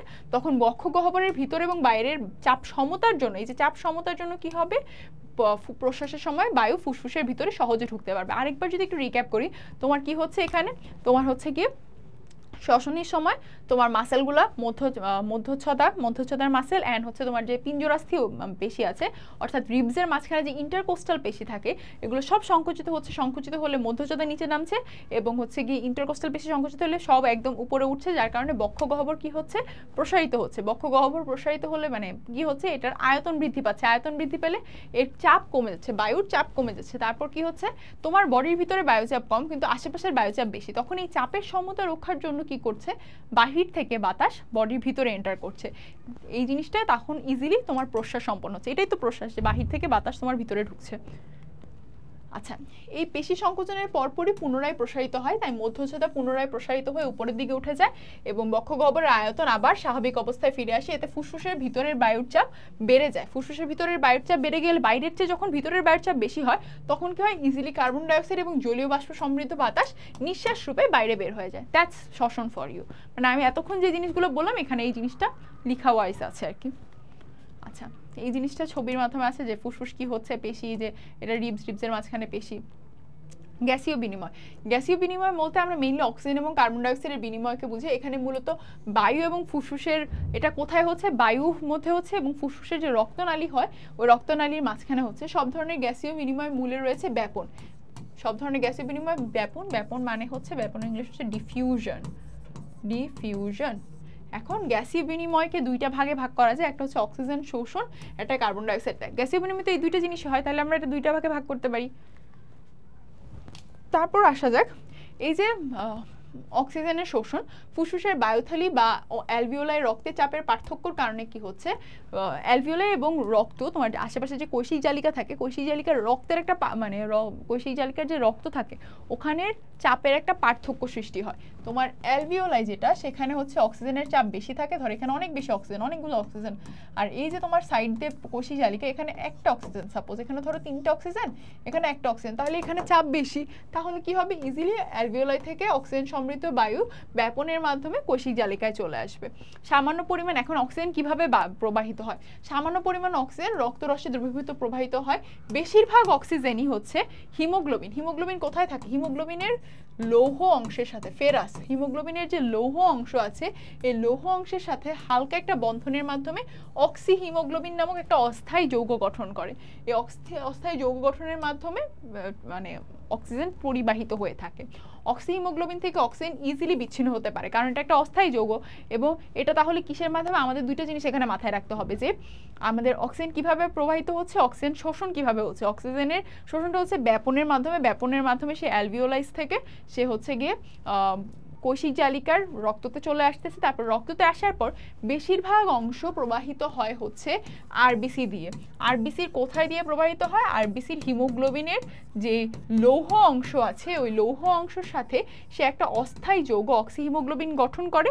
এরপর হচ্ছে সেখান থেকে প্রবাহিত হয়, যে কোনো সময় যখন দরকার লাগে তখন সে অক্সি হিমোগ্লোবিনের অংশ থেকে অক্সিজেনটা বিচ্ছিন্ন হতে পারে। এই জিনিসটা দেওয়া আছে, হিমোগ্লোবিন এবং অক্সিজেন যুক্ত হয়ে অক্সি হিমোগ্লোবিন গঠন করে, যখনই দরকার লাগে অক্সি হিমোগ্লোবিন ভেঙে মুক্ত অক্সিজেন এবং হিমোগ্লোবিন গঠন করে। বেশিরভাগ এটা দিয়ে যায়, কিছু পরিমাণ অংশ আর মানে আরবিসিতে বা হিমোগ্লোবিনে যুক্ত হওয়ার আগে কিছু পরিমাণ অংশ রক্তরসে দ্রবীভূত হয়ে প্রবাহিত হয়। এই তো পৌঁছার আগে পৃথক হয়ে প্রথমে লোহিত রক্তকণিকার, এখন কৈশিক নালিকাতে পৌঁছার পর অক্সিজেন কি করে, প্রথমে হচ্ছে গিয়ে লোহিত রক্তকণিকার আবরণ এবং পরবর্তীতে কৈশিক নালিকার প্রাচীর ভেদ করে, তারপর লসিকাতে প্রবেশ করে এবং পরবর্তীতে লসিকা থেকে কোষ আবরণ ভেদ করে কোষে পৌঁছে যায়। কার্বন ডাইঅক্সাইড পরিবহন, খাদ্য জারণ প্রক্রিয়া, আমরা আগেই জানি যে জারিত হয়, জারণ প্রক্রিয়া কার্বন ডাইঅক্সাইড তৈরি হয়। এই কার্বন ডাইঅক্সাইড প্রথমে কোষ, তোমার কোষের আবরণ ভেদ করে, কোষের আবরণ ভেদ করে হচ্ছে আন্তঃকোষীয় তরল এবং লসিকাতে আসে, তারপর আন্তঃকোষীয় তরল এবং লসিকা থেকে সে কৈশিক নালিকার প্রাচীর ভেদ করে রক্তরসে যায়। এখন রক্তরসে যাওয়ার পর কার্বন ডাইঅক্সাইড প্রধানত সোডিয়াম বাইকার্বনেট রূপে রক্তরসে, সোডিয়াম বাইকার্বনেট রূপে রক্তরসে প্রবাহিত হয়, সোডিয়াম বাইকার্বনেট রূপে রক্তরসে প্রবাহিত হয়। রক্তরসের মধ্যে সে সোডিয়াম বাইকার্বনেট রূপে প্রবাহিত হয় এবং পটাশিয়াম বাইকার্বনেট রূপে লোহিত রক্তকণিকার সাথে বাইন্ড করে ফুসফুসে চলে আসে। এরপর সেখানে কৈশিক নালিকা বায়ুথলি ভেদ করে সে আবার অ্যালভিওলাইতে যায় এবং অ্যালভিওলাই থেকে পরিবেশে মুক্ত হয়ে যায়। এই জিনিসটাই একটা এক্সাম্পল তোমাদের বইয়ে দেওয়া আছে যে কিভাবে বুঝতে পারবে। এখন আমরা হচ্ছে এই যে এই জিনিসটা ছকটা পূরণ করলে তোমার মাথায় একটু আইডিয়া হবে যে নাসারন্ধ্র থেকে কোথায় যাচ্ছে, এরপর কোথায় যাচ্ছে, এই জিনিসটা তোমরা ট্রাই করবে ফিল আপ করার। এরপর ফুসফুস শ্বসনতন্ত্রের একটা অত্যন্ত গুরুত্বপূর্ণ অঙ্গ, এটা হচ্ছে এখন শ্বাসনালী সংক্রান্ত রোগগুলো আমরা দেখব। ভাইরাস এবং ব্যাকটেরিয়া আক্রমণের কারণে অনেক সময় এই অঙ্গটা ক্ষতিগ্রস্ত হতে পারে। আবার বিভিন্ন সময় দেখা যায় বাতাসে ভাসমান বিভিন্ন কণা বা রাসায়নিক পদার্থের প্রভাবেও, যেমন যারা হচ্ছে অনেক ফ্যাক্টরিতে কাজ করে, যেসব জায়গায় অনেক হেভি মেটাল, অনেক পয়জনাস মেটাল থাকে, তাদের কিন্তু ধরো যেসব জায়গায় লেড দিয়ে হচ্ছে গিয়ে ব্যাটারি বানানো হয়, আমরা যে রিমোটের মধ্যে যে ব্যাটারি ইউজ করি এটা কিন্তু লেড দিয়ে বানানো হচ্ছে, যেসব জায়গায় এগুলো বানানো হয় ওখানকার যে মানে যারা ওখানে কাজ করে তাদের কিন্তু লং টার্ম গিয়ে দেখা যায় লাংসের সমস্যা হচ্ছে। তো দেখা যায় এই যে জিনিসগুলো ফুসফুসের সাধারণ রোগগুলোর কারণ লক্ষণ এগুলো আমাদের জানবো। এবং হচ্ছে গিয়ে দেখা যায় যে অনেক সময় অনেকের আছে না যে ঋতু চেঞ্জ হলে বা হচ্ছে সিজনাল চেঞ্জে বা ফুলের কোনো একটা সার্টেন ফুলের কাছে গেলে তাদের শ্বাসকষ্ট শুরু হয়ে যায়, তাদের অ্যালার্জি শুরু হয়ে যায়। তো এইসব রোগ নিয়ে, হাইপার সেন্সিটিভিটি নিয়ে সব কিছু নিয়ে আমরা এখন জানবো। অ্যাজমা বা হাঁপানি, অ্যাজমা আসলে রোগ প্রতিরোধ ব্যবস্থার অতিরিক্ত প্রতিক্রিয়ার ফলে ঘটে। রোগ প্রতিরোধ ব্যবস্থার অতিরিক্ত, তো আমাদের সবারই তো একটা ডিফেন্স মেকানিজম বা ইমিউনিটি আছে বা ইমিউনিটি সিস্টেম আছে, তো আমাদের যে রোগ প্রতিরোধ ব্যবস্থা ওর হাইপার সেন্সিটিভ, হাইপার অ্যাক্টিভিটির কারণে এটা হয়ে থাকে। কোনো একটি বহিস্থ পদার্থ ফুসফুসে প্রবেশ করলে সেটাকে নিষ্ক্রিয় করতে দেহের প্রতিরোধ ব্যবস্থা যতটুকু প্রতিক্রিয়া দেখানোর কথা তার চেয়ে যদি তীব্রভাবে প্রতিক্রিয়া, ধরো আমরা তুমি এত হাইপার হয়ে যাচ্ছ কেন, তুমি এরকম এত এক্সাইটেড হয়ে যাচ্ছ, এত হাইপার হচ্ছ কেন, এরকম ঠিক তোমার বডি কি করে, অনেকের বডি কি করে, যে কোনো একটা জিনিস যদি তোমার ফুসফুসে এন্টার করে সেটা সে যেরকম অ্যাকশন দেখানো উচিত বা যতটুকু দেখানো উচিত তার চেয়ে ধরো 10-20 স্টেপ বেশি দেখায়, যার কারণে কি হচ্ছে তখন তীব্র প্রতিক্রিয়ার কারণে অ্যাজমা হতে পারে।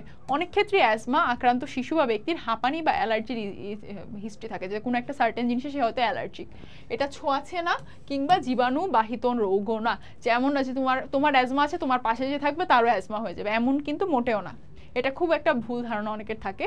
তো এটার কারণ কি, যেসব খাবার গেলে অ্যালার্জি হয়, যেমন চিংড়ি, গরুর মাংস, ইলিশ মাছ, বেগুন, তো এই বায়ুর সাথে ধোয়া বা ফুল বা ধুলাবালি, ফুলের রেণু, এগুলো যখন শ্বাস প্রশ্বাসের সময় ফুসফুসে প্রবেশ করে তখন হাঁপানি হতে পারে। শিশুদের ক্ষেত্রে আবার অনেক সময় সর্দি কাশি থেকেও হাঁপানি হয়। আবার হচ্ছে বিশেষ ঋতুতে দেখা যায়, ধরো যখন হচ্ছে অনেকে শীতকালে বেশি হয়, অনেকে হেমন্তকালে বা শরৎকালে বেশি হয়, তো অনেক সময় সিজনাল চেঞ্জের উপর ডিপেন্ড করেও হতে পারে। লক্ষণ কি, হঠাৎ করে শ্বাসকষ্ট বেড়ে যায়, হঠাৎ করে কি হচ্ছে তার শ্বাসকষ্ট বেড়ে যাবে, শ্বাসকষ্টে দম বন্ধ হয়ে যাচ্ছে এরকম ফিল হবে, ঠোঁট নীল হয়ে যাবে, গলার শিরা ফুলে যাবে এবং জোরে জোরে শ্বাস নেওয়ার চেষ্টা করবে, তারপর সাই সাই আওয়াজ হবে, অনেক সময় সাদা কফও বের হতে পারে। তারপর সাধারণত জ্বর ইউজুয়ালি থাকে না এবং রোগীর পাঁজরের মাঝখানে চামড়া ভিতরের দিকে ঢুকে যায়, রোগী দুর্বল হয়ে পড়ে। এগুলো একটু মোটামুটি ভালো করে তুমি যদি তোমার আশেপাশে কোনো অ্যাজমা রোগী দেখে থাকো তাহলে ওটা একটু চিন্তা করে পড়বে, একটু গুছিয়ে পড়লে তোমার মনে থাকবে, এগুলো অনেক সময় কোয়েশ্চেনে আসে। তারপর কি প্রতিকার, এটা কখনোই মানে ঠিকঠাক মানে একদম কিওর হয় না, তোমার হচ্ছে সম্পূর্ণ নিরাময় হয় না। ওষুধ সেবন করা রাখে, দেখবা যাদের অ্যাজমা থাকে তারা সবসময় হচ্ছে কি তাদের ইনহেলারটা বা যে মেডিকেশন থাকে সেটা নিয়ে চলাচল করে।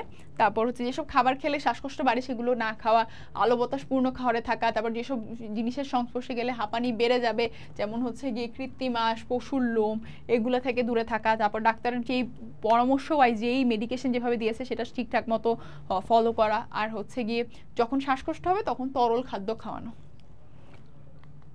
প্রতিরোধ কি, স্বাস্থ্যকর পরিবেশে থাকা, তারপর সবসময় ওষুধ সাথে রাখা এরকম। আর হচ্ছে গিয়ে এখানে লক্ষণীয় যে অনেক সময় দেখা যায় যে এই জিনিসটা খুবই এখন প্রেভেলেন্ট, যে অনেকে হচ্ছে কিছু হলেই অ্যাজমা হলেই স্টেরয়েড দিয়ে দেয় বা উচ্চমাত্রায় ক্ষতিকারক স্টেরয়েড দিয়ে দেয়, তখন দেখা যায় ইমিডিয়েটলি স্টেরয়েড খেলে যদিও হচ্ছে কি রিলিফ ফিল করে, পেশেন্ট একটু কমফোর্টেবল ফিল করে, কিন্তু দেখা যায় লং টার্ম দেখা যায় রোগীর অনেক ক্ষতি হয়ে যায়, দীর্ঘমেয়াদী অপূরণীয় একটা ক্ষতি হয়ে যায়, তার বডি হচ্ছে গিয়ে স্টেরয়েডে ইউজ টু হয়ে যায়, একটা ডিপেন্ডেন্সি অনেক সময় ডেভেলপ করে ফেলে আর কি।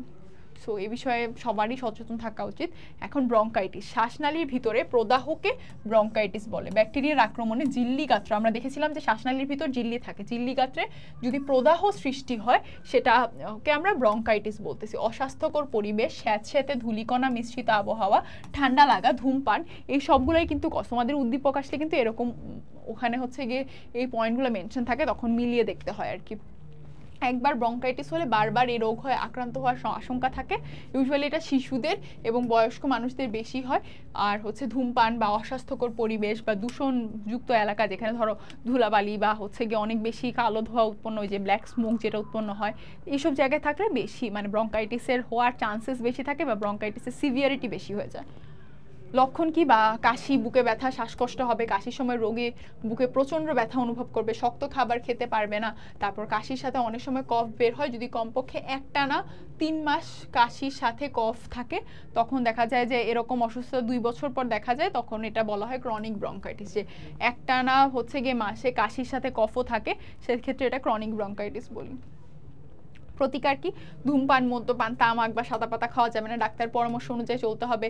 তারপর মানে রোগীকে সহনীয় উষ্ণতা এবং মানে একটা মানে হেলদি একটা এনভায়রনমেন্টে রাখতে হবে, যাতে হচ্ছে গিয়ে রোগীর হচ্ছে অবস্থার অবনতি না ঘটে। প্রতিরোধ কি, তামাক পাতা, ধূমপান করা যাবে না, তারপর ধুলাবালি ধোঁয়াপূর্ণ পরিবেশ থেকে দূরে থাকতে হবে, এবং শিশু এবং বয়স্কদের ক্ষেত্রে খুব ইম্পর্টেন্ট মাথায় যেন ঠান্ডা না লাগে সেটার দিকে মানে অবজারভেশন রাখতে হবে। নিউমোনিয়া, আমার ছোটো ভাইয়ের এটা একবার হয়েছিল, এটা খুবই মানে যার হয় তার অনেক কষ্ট হয়। সো এটা হচ্ছে একটা ফুসফুসের রোগ, অত্যাধিক ঠান্ডা লাগা থেকে এই রোগ হতে পারে। হাম বা ব্রঙ্কাইটিস রোগের পর ঠান্ডা লেগে নিউমোনিয়া হতে দেখা যায়। শিশু এবং বয়স্কদের জন্য একটা মারাত্মক রোগ। কারণ কি? নিউমোকক্কাস নামক একটা ব্যাকটেরিয়া এই রোগের জন্য অন্যতম কারণ। এছাড়াও বিভিন্ন ব্যাকটেরিয়া, বিভিন্ন ধরনের ব্যাকটেরিয়া, ভাইরাস, ছত্রাকের আক্রমণেও নিউমোনিয়া হতে পারে। মেইনলি নিউমোকক্কাসের জন্য হচ্ছে, এমনকি বিষম খেয়ে খাদ্যনালীর সাথে যখন শ্বাসনালীতে ঢুকে যায় সেখান থেকেও হচ্ছে গিয়ে নিউমোনিয়া হতে পারে। লক্ষণ কি? ফুসফুসে শ্লেষ্মা জাতীয় তরল পদার্থ জমে কফ হতে পারে, কাশি এবং শ্বাসকষ্ট হয়, দেহের তাপমাত্রা বৃদ্ধি পায় অর্থাৎ বেশি জ্বর হয়, চূড়ান্ত পর্যায়ে বুকের মধ্যে ঘর, এটা বুকের মধ্যে হবে, বুকের মধ্যে ঘর শব্দ, আমরা কিন্তু সাই শব্দ পড়েছিলাম অ্যাজমাতে, আর নিউমোনিয়ার ক্ষেত্রে ঘর শব্দ শোনা যায়। এরপর প্রতিকার হিসেবে হচ্ছে গিয়ে ডাক্তারের পরামর্শ অনুযায়ী সুচিকিৎসা নিতে হবে। মেইনলি আমরা প্রতিকার সবগুলোতেই দেখবো যে ডাক্তারের পরামর্শ অনুযায়ী হচ্ছে সুচিকিৎসা নিতে হবে। একটা হেলদি এনভায়রনমেন্টে, যেখানে শুষ্ক পরিবেশ, তারপর ঠিকঠাক মতো খাওয়া দাওয়া করতে হবে, তারপর হচ্ছে কি ধূমপান বা ধুলাবালিযুক্ত এলাকা থেকে দূরে থাকতে হবে, বা ঠান্ডা লাগানো যাবে না। মোরলেস এইগুলো হচ্ছে কমন কিছু প্রতিকার আর কি। প্রতিরোধ কি? ঠান্ডা যেন না লাগে সেদিকে দৃষ্টি রাখতে হবে, ধূমপান পরিহার করতে হবে, আলো বাতাসপূর্ণ গৃহে থাকতে হবে। তুমি একটু গুছিয়ে পড়লে দেখবে যে সবগুলোর প্রতিকার প্রতিরোধ মোরলেস সেম, একটু এক দুইটা হয়তো ডিফারেন্ট আছে। টিউবারকুলোসিস, এটা খুবই ইম্পর্টেন্ট। যক্ষা একটা পরিচিত বায়ুবাহিত সংক্রামক রোগ। এটা কিন্তু সংক্রামক, এটা হাইলি কন্টাজিয়াস। এটা কি হয়? এটা ক্ষেত্র বিশেষে যক্ষার জীবাণু ত্বকের ক্ষতের সংস্পর্শে এলে বা সংক্রমিত গরুর দুধ খেলে এটা হতে পারে। উল্লেখ্য, যে কোনো লোক যে কোনো সময় এটা হতে পারে। একটা খুব ধারণা হচ্ছে যে যক্ষা শুধুমাত্র ফুসফুসের হয় বা পালমোনারি টিউবারকুলোসিস হয়, কিন্তু ফুসফুস ছাড়াও অন্য যে কোনো অংশে কিন্তু টিউবারকুলোসিস হতে পারে। সেটাকে এক্সট্রা পালমোনারি টিউবারকুলোসিস বলে। যেটা তোমার ফুসফুসে হচ্ছে বা রেসপিরেটরি ট্র্যাক্টে হচ্ছে সেটাকে আমরা পালমোনারি টিউবারকুলোসিস বলছি। আর যেটা হচ্ছে কি পালমোনারি বা রেসপিরেটরি ট্র্যাক্ট ছাড়া যে কোনো জায়গায়, যেমন হচ্ছে অন্ত্র, হাড়, ফুসফুস, সেটাকে আমরা এক্সট্রা পালমোনারি টিউবারকুলোসিস বলছি। আচ্ছা, দেখা যায় যে দেহে এ রোগের আক্রমণ হলে সহজে এই রোগের লক্ষণ প্রকাশ পায় না। এটা খুবই সিরিয়াস। তুমি যদি বুঝতেই না পারো তাহলে কি হবে? ডায়াগনোসিস লেট হবে। ডায়াগনোসিস লেট হলে কি হবে? ট্রিটমেন্টে ডিলে হবে। তো যখন জীবাণুগুলো দেহের রোগ প্রতিরোধক শ্বেত রক্তকণিকাকে পরাস্ত করে দেহকে দুর্বল করে ফেলে, একদম খুব খারাপ স্টেজে যায়, তখনই বোঝা যায়। তো এর কারণ কি? Mycobacterium tuberculosis. এটা খুব ভালো করে মনে রাখতে হবে। তোমরা কিন্তু খাতায় লিখলে, এটা যেহেতু বৈজ্ঞানিক নাম, নিচে দাগ দিতে হবে, নামের নিচে এরকম একটা দুইটা করে দাগ দিতে হবে। নামক এক ধরনের ব্যাকটেরিয়ার আক্রমণে এটা হয়। তবে মাইক্রোব্যাকটেরিয়াম গণভুক্ত আরও কিছু ব্যাকটেরিয়া আছে যেগুলো যক্ষারোগ সৃষ্টি করতে পারে। অস্বাস্থ্যকর পরিবেশে বসবাস করলে অতি সহজে এটা হতে পারে। আমরা দেখব যে রেসপিরেটরি ট্র্যাক্টের যতগুলো রোগ আছে বেশিরভাগই কিন্তু ধুলাবালিযুক্ত এলাকায় বা হচ্ছে গিয়ে মানে আলো বাতাসপূর্ণ এলাকায় না থাকলে বা অস্বাস্থ্যকর পরিবেশে থাকলে হওয়ার চান্সেস বেশি থাকে। কফ, এটা রোগ নির্ণয় কীভাবে করবো? এটা রোগ নির্ণয়টা খুব ইম্পর্টেন্ট। কফ পরীক্ষা, চামড়ার পরীক্ষা, এমটি টেস্ট, সাইটো এবং হিস্টোপ্যাথোলজি পরীক্ষা এবং বুকের এক্সরের মাধ্যমে এই রোগটা নির্ণয় করা যায়। তবে যক্ষা ঠিক কোন অঙ্গটিতে আক্রান্ত হয়েছে সেটার উপরও ডিপেন্ড করে। বর্তমানে রক্ত পরীক্ষার মাধ্যমে রোগটি নিশ্চিতভাবে নির্ণয় করা যায়। আর হচ্ছে মানে এটা নিয়ে যদি রক্তের মাধ্যমে নিশ্চিতভাবে করা যায় তাহলে কিন্তু ইজিলি বের হয়ে যায়। তো নিশ্চিতভাবে করা যাবে কিনা সেটা নিয়ে বর্তমানে গবেষণা চলছে। ইদানিং আমাদের দেশে রোগীকে কফ সহ বিভিন্ন নমুনা যক্ষা জীবাণু আছে কিনা তা নির্ণয়ের জন্য ডিএনএ ভিত্তিক পরীক্ষাও চালু হয়েছে আমাদের দেশে। লক্ষণ কি? ওজন কমতে শুরু করে। এটা লক্ষণগুলো খুব ভালো করে পড়বে। ওজন কমতে শুরু করবে, আস্তে আস্তে শরীর দুর্বল হয়ে পড়বে। 3 সপ্তাহের বেশি সময়, আমার মনে আছে আমি যখন ছোট ছিলাম তখন বিটিভিতে একটা দেখাতো যে মানে জনসচেতনামূলক একটা অ্যাড ছিল যে যক্ষা ভালো হয়, এবং ওই টিউনটা দিয়ে না মনে থাকতো আসলে সবার যে 3 সপ্তাহের বেশি সময় ধরে কাশি আছে কিনা। সো এটা একটু মাথায় রাখবে যে 3 উইক্সের বেশি কাশি থাকে, খুসখুসে কাশি হয়, কখনো কাশির সাথে রক্তও পড়তে পারে। তারপর রাতে ঘাম হয়, বিকেলের দিকে জ্বর আসে। এটা কিন্তু অ্যাজমা থেকে আলাদা। অ্যাজমাতে কিন্তু জ্বর ইউজুয়ালি আসে না। বুকে পিঠে ব্যথা হয় এবং অজীর্ণ বা পেটের পীড়া দেখা যায়। প্রতিকার কি? এই রোগের চিকিৎসা হচ্ছে দীর্ঘমেয়াদী। এটার আসলে যে ব্যাকটেরিয়াটা আছে এটা গ্র্যাজুয়ালি খুব স্লোলি গ্রো করে, যার কারণে হচ্ছে এটার ট্রিটমেন্টটাও অনেক লং টার্ম, এবং ইউজুয়ালি এই জন্য রোগীকে হাসপাতাল বা স্যানিটেরিয়ামে দিয়ে দিতে হয়, কারণ নাহলে রোগীর থেকে তার আশেপাশে যারা আছে তাদের মধ্যে ছড়াতে পারে।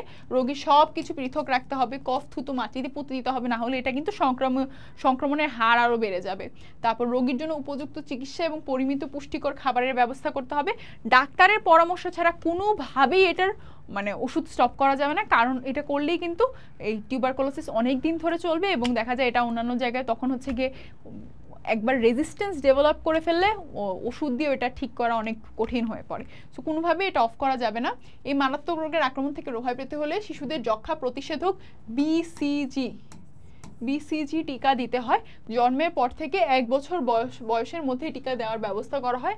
BCG টিকা শিশুদের প্রাণঘাতী ইয়া থেকে সুরক্ষা দিলেও বড় হয়ে গেলে তা সাধারণত মানে কার্যকর ওভাবে আর থাকে না। তাই শিশু বয়সে টিকা দিলেও তা আজীবনও যক্ষ্মা থেকে সুরক্ষা দেয় না। এটা কিন্তু আগে চিন্তা করা হতো যে তা মানে তারপর তোমার যদি দেওয়াও থাকে, তারপর তোমার আশেপাশে যদি এরকম টিউবারকুলোসিস পেশেন্ট থাকে, you have to maintain your necessary precautions. তারপর হচ্ছে ফুসফুসে লাং ক্যান্সার। সব ধরনের ক্যান্সারের মধ্যে লাং ক্যান্সারের প্রাদুর্ভাব বা মানে খুব বেশি হয়ে থাকে এবং এটা আমাদের দেশে পুরুষদের ইউজুয়ালি বেশি হয়। ফুসফুসের ক্যান্সারের অন্যতম কারণ হচ্ছে ধূমপান। এই জন্য say no to smoking. Smoking is not cool at all. মানে I really don't get it, but মানে তোমরা যারা ক্লাসটা দেখছো, আমার তোমাদের জন্য like it's a earnest request, please stay away from smoking. Because এটা দিয়ে আসলে ভালো কিছুই হয় না। তোমার বডির যেমন ক্ষতি হচ্ছে, তোমার ফিজিক্যাল, তোমার মেজাজ খিটখিটে হয়ে যাবে, তোমার এটার উপর ডিপেন্ডেন্সি ডেভেলপ করবে, তোমার ফাইন্যান্সিয়াল লস হচ্ছে। দরকার আছে কোনো কিছু? তার সাথে তোমার যদি খুব ইচ্ছাই করে, go out and have some good food with your friends, তারপর বা ফ্যামিলির সাথে গিয়ে have a mill with your family. তো অ্যাসবেস্টস, আর্সেনিক, ক্রোমিয়াম, নিকেল এরকম কঠিন ধাতু গুঁড়া ইত্যাদি সংস্পর্শে আসার কারণে এই ক্যান্সার হতে পারে। যক্ষ্মা বা অন্য কোনো নিউমোনিয়া ফুসফুসে এক ধরনের ক্ষত সৃষ্টি করে, ওই ক্ষত থেকেও পরবর্তীতে হতে পারে। লক্ষণ কি? প্রাথমিক লক্ষণগুলো যত দ্রুততার সাথে বের করা যায় তত দ্রুত হচ্ছে এটা ট্রিটমেন্ট করে বেঁচে থাকার চান্সেস থাকে। দীর্ঘদিন ধরে ফুসফুসে কাশি এবং বুক ব্যথা হয়, মানে কথার গলা ভেঙে যায় আর কি, ভগ্ন স্বর, ওজন কমে যায়, ক্ষুধামন্দা দেখা দেয়, হাঁপানি এবং ঘন ঘন জ্বর হয়, বারবার ব্রঙ্কাইটিস বা নিউমোনিয়াও হতে দেখা যায়। রোগ নির্ণয় কিভাবে করবে? থুতু এবং শ্লেষ্মা বিশ্লেষণ করতে হবে। বুকের এক্সরের মাধ্যমে ইউজুয়ালি বুঝে ফেলা যায়। তারপর সিটি স্ক্যান, এমআরআই, এই 4টা টেস্টের নাম মাথায় রাখতে হবে। আর চূড়ান্ত রোগ নির্ণয়ের জন্য আমরা হচ্ছে সাইটো এবং হিস্টোপ্যাথোলজি পরীক্ষা করে থাকি।